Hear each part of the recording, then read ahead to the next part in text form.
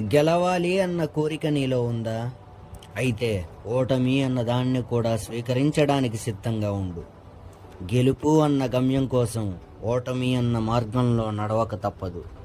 అలాంటి నడిచిన ఒక గొప్ప వ్యక్తి మన థామస్ అల్వా ఎడిసన్ గారు.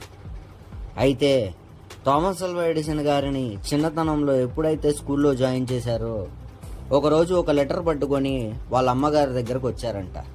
ఆ లెటర్లో ఏముందో చదవండి అమ్మా అని చెప్పి అడిగారంట వాళ్ళ అమ్మని. అయితే ఎడిసన్ గారి కోసం వాళ్ళమ్మ గట్టిగా చదివిందంట.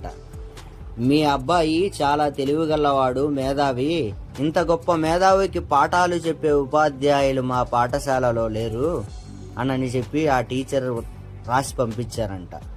అది విని ఎడిసన్ గారు బాధపడ్డారు, వాళ్ళ అమ్మగారు బాధపడ్డారు. అయితే అప్పటి నుంచి ఎడిసన్ గారు పట్టుదల వదలకుండా ప్రయత్నించారు. నేను అన్నది ఏంటి అని